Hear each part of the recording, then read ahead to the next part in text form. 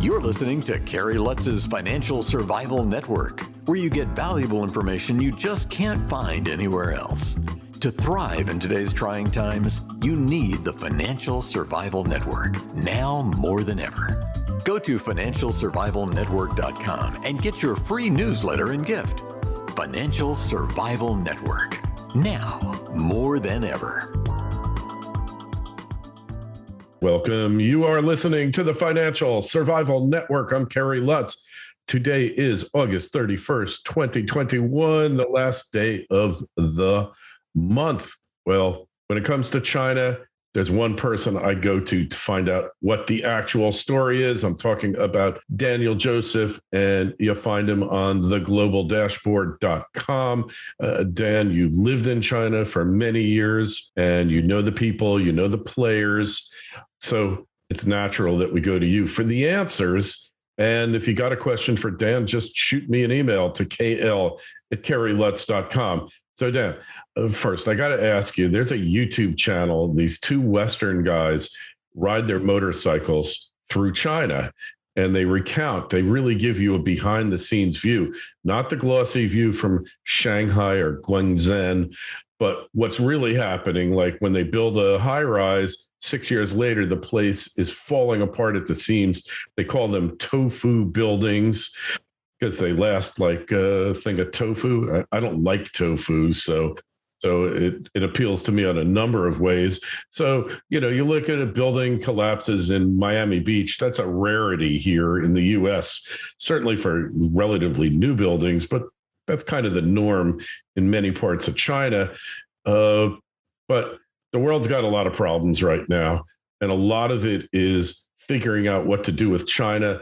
You could argue that Trump had the better vision, but maybe perhaps Biden is just really following on his policy.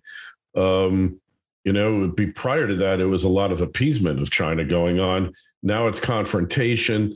You mentioned pre-call that China is moving away from economic liberalization. I mean, Dan, they just came out with a thing today saying like kids are limited in how long they can play video games. Maybe they really need Mayor Bloomberg in China, because he'll set them right, because they got a diabetes epidemic that puts the U.S. to shame. You know, if it's one thing China's beating us in, it's unhealthy diets. You know, what the heck is going on in this place? I've been there twice. I love it. I love the people. But man, it's like Henry Kissinger summed it up best. He said 2 or 3 times China was set to be the dominant power in the world's dominant power, and they screwed it up. It looks like they're on their way to do it again, even though you wouldn't know from the media. No, well, unfortunately, it is true. And by the way, Kerry, thanks for having me on the show again. Always a pleasure. It is true that with all the coverage we get of the things that China is doing and the ways its policies are kind of threatening us, sometimes this picture is painted that China is invincible, which is far from the case. And China veering off the course that got it here. I had a friend of mine recently say that it looks like China is plotting to be a tier 2 country, like almost intentionally. It doesn't want to be the best. The way it's moving away, you know, it's no longer dancing with who brung it. Just a quick history lesson, you know, communist takeover, great leap forward, famine, cultural revolution, total disaster in China. Deng Xiaoping takes over in 1980. And from 1980 to the mid-2000s, not perfect, but gradual economic liberalization, entrepreneurship in China, private property, foreign investment, and the economy grows like wildfire. Not perfectly, and yes, they cheat on a few things, but on those low-cost items, they're actually pretty free market oriented. Last 10 to 15 years, they're moving away from the free market, even more so pronounced in a more pronounced fashion under Xi Jinping, and they're also rolling back the political freedoms and taking more of a proactive approach globally in a very undemocratic fashion. So we've adjusted our policy. Credit to Donald Trump for saying, hey, it's time for some pushback. Now it's in Biden's hands to kind of adjust a little bit the approach, maybe coordinate better with our allies. But right now, what China's really doing is moving away from the things that cause their success. In the end, we're probably going to end up dealing with not an ascendant China, but a stagnating China, which, by the way, might be more dangerous. Yeah, because when things are going great, everybody's making money. I mean, we had the Ivan Boesky of China who basically said to get rich is beautiful. Which is the same thing as Ivan Boesky said, I think it was to Harvard, greed is good. Right. And now maybe greed's not so good. Hey, China will have taken a giant leap backward when they ban the double gulp soda, because then they'll be going on the Bloomberg path and it's all downhill from there. They'll wind up with their comrade de Blasio, who will fiddle while Beijing burns or Shanghai sinks. Well, the issue, what China's been doing a lot lately is issuing these new regulations on the tech industry. And by the way, a lot of countries around the world, including the United States, are thinking about competitive issues in the tech industry and data privacy and all that. China acts a little bit more proactively because it doesn't have to go through a legislative process, but there's no guarantee that anything they're doing is going to be successful. It doesn't mean that a lack of transparency and not considering how the market's going to react is actually a good idea. They're pushing some stuff out. Some of it's probably well-grounded, others not. Probably the best example, I'm sure you heard about this, Kerry, but one of the most successful areas of the Chinese economy, entrepreneurial, is these private education companies that provide tutoring and all kinds of online. This is a multi-billion-dollar industry. This is some of the best examples of the China dream, if you will, the up from nowhere farmer who becomes a billionaire with a great company, and there's no corruption because you can't bribe people to send their kids to you. It's a great industry. And instead of suggesting some regulatory adjustments, what they do is they decide, hey, in the name of fairness, it's always fairness, because we instituted the one-child policy and kept it for way too long, nobody wants to have kids. And because nobody wants to have kids, everybody pours money into their one kid. So we've created this sense that there's too much competition in education and it's too expensive to get ahead for your child. So we're going to outlaw private tutoring. I mean, is that an overreaction or what? In one day, they take these companies and knock 50% off their stock price, billions and tens of billions of market value, and they attack one of the most successful industries in China. If you think you have a problem, that's not the way to handle it. And that's what I say when China is moving away from the practices that got them where they are now as compared to 40 years ago.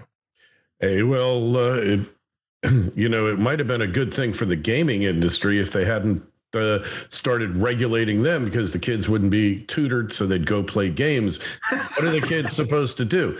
Are we exporting teachers' unions to China? Is that what's going on here? Their equivalent of the teachers' union said, oh, we can't have competition. Kids might actually learn something. We got to stop that one dead in its tracks. I mean, what are they thinking here? Like, we always think of them as this insurmountable adversary that eventually they'll take over the world. And that might well be the case. Who knows? Like you said, a stagnant China could be more dangerous than a growing China. But these policies are like totally off the wall. And one thing I know about the Chinese people is they don't like to stand in lines, and they don't like all this stuff. You can only push them so far. When you take away their homes through their equivalent of eminent domain, they riot. We don't even know all the riots that are taking place in China. They had tens of thousands of them a few years back. We don't hear anything about that in the newspaper anymore, not to mention what they've done in Hong Kong, which really is just a total breach. Not to mention, well, we can't get into certain health issues too deeply because our digital overlords won't like it, but there's a certain health issue that many believe emanated from China in not so natural ways, perhaps, and they haven't been called to account for that yet. Do you think that's going to happen here, Dan? Oh, I think the ship has sailed on that. I think that, I don't know how you call them into account. What I would say is this. In many ways, whether it be the example I just gave, other regulatory issues, and certainly COVID, trust in China is taking a big hit. The international community notices that. It's not just, Trump enthusiasts who think this, okay? the French, the Italians, everybody knows that China has not been transparent, is not participating in the dialogue and the investigation about COVID the way you would want a nation to do so. And that will hurt their trust. I mean, it's not like we're going to give them some big fine. Businesses aren't going to close their door overnight, but it's a big reminder from China to the rest of the world. Hey, we're still a relatively poor, frankly, somewhat backward country, and we don't really follow the rules that the big boys do. And over time, as people make investment decisions, can we rely on the government? Can we rely on the regulatory process? Things like this will play a role. People will say, hey, I'd rather set up my overseas R&D subsidiary in India, not China, because China, I know they're not going to protect my data, give me transparency, et cetera, et cetera. So I do think at the end of the day, there's no more cooperation coming from China. We're not going to get any more good data from them. And I do think in the long run, they pay the price in terms of trust. Yeah, I think you are correct on that. Or it's just going to be interesting to see if the world catches on, right? What's going to happen there. But they got other problems. So I want to get your take on the Three Gorges Dam. The last time we talked about it, like a year ago, it seemed like it was in imminent danger of collapse. It didn't collapse, but now they're having a rainy season worse than last year even. What is the take from your people in China as far as the viability of that dam? Well, I mean, China continues to have, flooding issues and infrastructure issues that aren't going to be fixed overnight, even if you, put all the stops and did so. So every time there is a flood, there's more investigations into why they weren't better prepared. And that includes the dam. I have no insight into whether there's going to be a catastrophic failure. I don't think so, because I think they're smart enough to get in front of that. But these issues will continue for some time. Like you said, the issue remains of big plans made by the government where the execution isn't very, America knows something about plans by the government that aren't executed well, don't we? But we're experts. it's even more popular even more common in a place like China, so you can imagine. Yeah. Oh God. Yeah, like the folly of government on display worldwide. Yeah. And, government, I've always felt government was a scam in a lot of ways, but it's kind of one of those things that you just have to have, kind of like antibiotics. Eventually you're going to become immune, but you got to have antibiotics and pharmaceuticals, but too much of anything is not a good thing. But man, the failures of government worldwide, globally, on display, especially with what we've been through and what we're going through now. Yeah, it's just amateur hour. And, just when you think you couldn't elect anyone worse than the last guy, we find him. We find him and we do it, Well, it's funny. This whole, you can't, this is a prime example of government versus the private sector. You can't pour $1 trillion over 20 years into a new product development in business and then have it collapse and everybody go, oh, well, let's focus on the next election. That's essentially what happened. I mean, for 20 years, we were developing this new product, this new Afghanistan. It turns out it was all a mirage and it was all a waste. I compare it to that case we have right now of that Theranos with that Elizabeth developed that blood thing.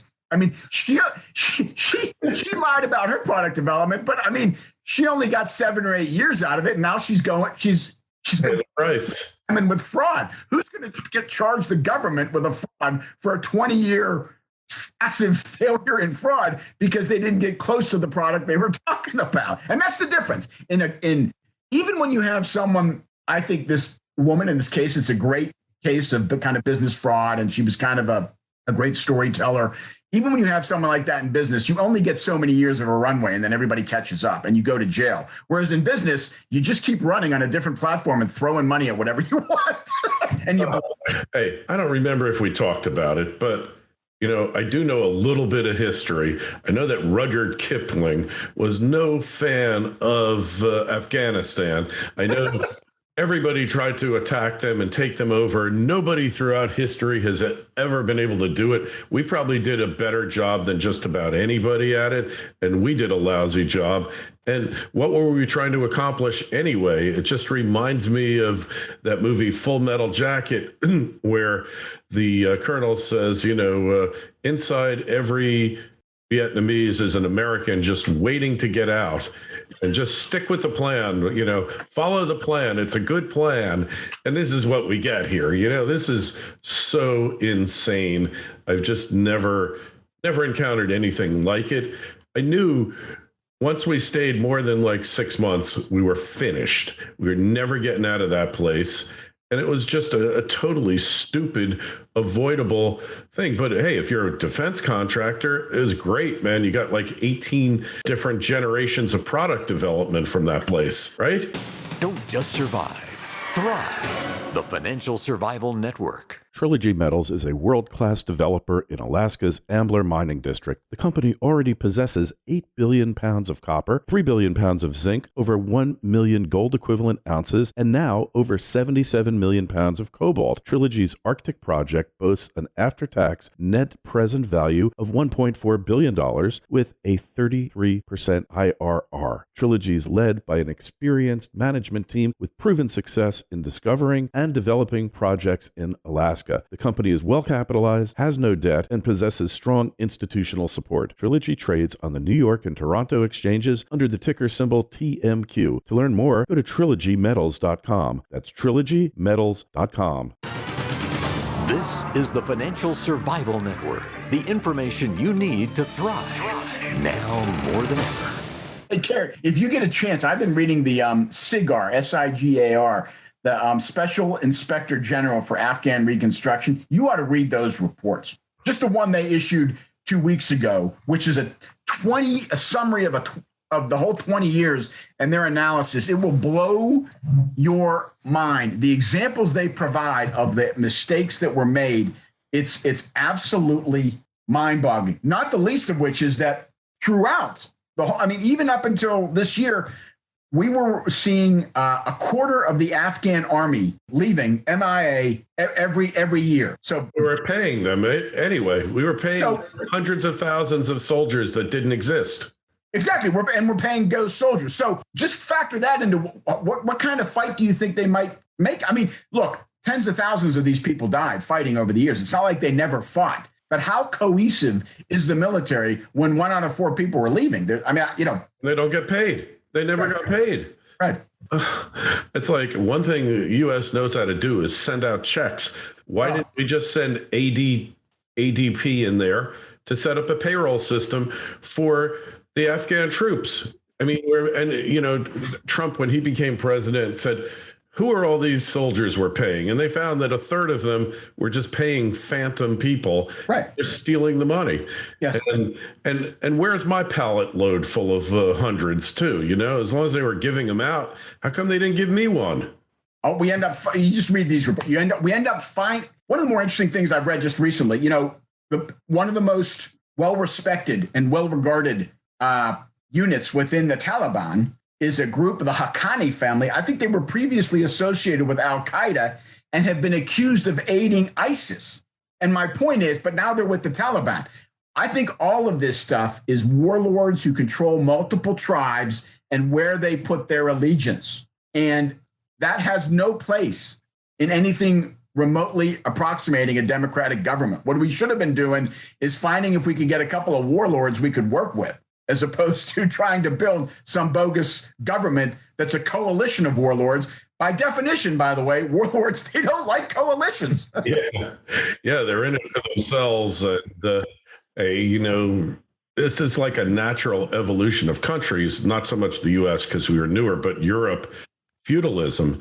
I mean, talking about feudalism, and this is the Middle East is still feudal in many ways. And it's the Middle Ages. Yeah. It really is. It's not even the 18th or 19th century there. It's more like the 10th century. 800. Yes. It's more like the Dark Ages there. Yes, it really is. It's tribal. Yeah, totally. And we just never wrapped our hands around that because we believed that inside every Afghani, there was an American just waiting to get out and embrace democracy. And it's just the worldview of these people. Like, hey, I don't consider myself an expert, never worked for government, never will. They don't want me, period. But if I can look at something and say, this could easily be another Vietnam, and it's even worse than that, then why can't these geniuses figure this out? So this is like the expert class failing globally all over the world, not just in the US, in Europe, in Asia. I mean, because we're looking at the elites in China are failing now. If the best they can do is come up with restricting how long you can play your Game Boy or your PlayStation, if that's their cure for all that ails society, they're no better than our guys here. No. We just need to ship them all off to an island and just leave them there, these experts, because these experts are like destroying civilization as we know it. And I don't believe that China is going to be any better off now that we're out of Afghanistan. They'll be worse off because they'll have less influence on these warlords. And, it's like there ought to be a line in Las Vegas for Afghani warlords, who's going to win the next battle, because we need to bring the discipline of gambling to figuring out who's going to win these things, because our guys have no idea. Running the country and the world don't have a clue. Right. Well, it's funny. I mean, just to give you an idea, I read an article recently. The Taliban has announced that they are outlawing opium production. Well, good luck. Opium production is up like 2 to 4 times since we invaded. We put $9 billion into counter narcotics, and they've never grown more opioids than they are now. We figured out that basically we could not get the cooperation of anybody if we denied the farmer the money that he needs from selling the opioids. So the interesting thing is the Taliban says it's going to do this, but the Taliban knows that if these people aren't selling the poppies, there's no crop that comes close to that. So my guess is they'll pretend to do this, but they know they need to feed people. I don't even think the Taliban is going to be able to eradicate poppy production. In what you would need to eradicate poppy production is about 20 years apiece and a whole bunch of Nike factories. And I'm not sure that's going to happen anytime soon. It's the one thing our government has learned how to do is to pay people not to do stuff, right? Whether it's farming, work, we're experts at it. How come we couldn't figure out how to pay them not to grow? We did. And you know what? It caused a huge surge in poppy production because everybody wanted to be able to point to a field so they get paid to not do it. Because they're manipulating the system. That's what happened. We did pay people to not pay grow, and we told them to plant pomegranates and all kinds of other things. The fact is, in the short term, doing that makes less money for them. So we would have to ensure some sort of transition. There's going to be peace, stability. Your farm's going to grow, and nobody can do that. Well, what if we had just paid them to grow marijuana instead? Would that have been a better solution? Because they can make almost. Clearly, they didn't have their creative mind there. Yeah. Anything, let them, we pay farmers in Kansas not to grow corn, or in Iowa. We pay farmers in Kansas not to grow wheat. It's been very effective. We've been really good at it.